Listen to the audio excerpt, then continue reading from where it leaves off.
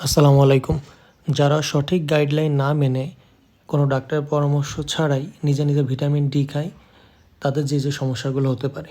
প্রথমত arterial calcification, heart blockage, heart palpitation, osteoporosis, kidney stone, এই সমস্যাগুলো হতে পারে। এখন এই সমস্যাগুলো কেন হবে সেটা আমি ডিটেলসে ব্যাখ্যা করছি। এই ভিটামিন ডি3কে অ্যাক্টিভেট করতে প্রয়োজন ম্যাগনেশিয়ামের। যদি ম্যাগনেশিয়াম না থাকে ভিটামিন ডি3 কখনোই অ্যাক্টিভেট হবে না।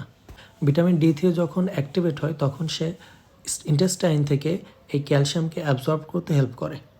তখন এই ক্যালসিয়াম স্মল ইন্টেস্টাইন থেকে ব্লাড ভেসেলে চলে যায়, মানে শোষণ হয়। যখন অ্যাবজর্পশন কমপ্লিট হয় তখন এই ক্যালসিয়াম ব্লাড ভেসেলে চলে যায়।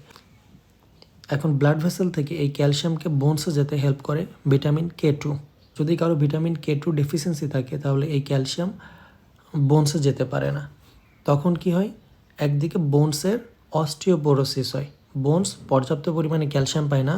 অন্যদিকে আর্টারির মধ্যে অতিরিক্ত পরিমাণ ক্যালসিয়াম জমা হয়ে আর্টেরিয়াল ক্যালসিফিকেশন তৈরি করে।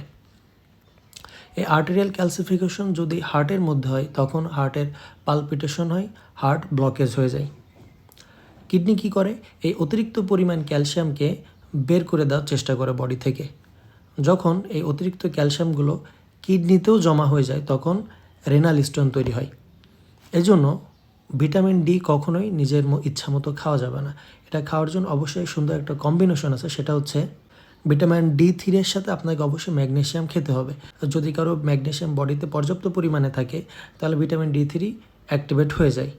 যখন ভিটামিন ডি3 অ্যাক্টিভেট হবে এবং কারো বডিতে যদি ভিটামিন K2 পর্যাপ্ত পরিমাণে থাকে তাহলে এই ভিটামিন তখন বোনসের মধ্যে যেতে পারে, তখন আপনার বোনস গঠনে হেল্প করবে। কিন্তু কারো যদি ম্যাগনেশিয়াম এবং ভিটামিন K2 এর ঘাটতি থাকে তাহলে এই ভিটামিন ডি3 কোনো কাজে আসবে না, উল্টো ওই ডিজিজগুলো করবে।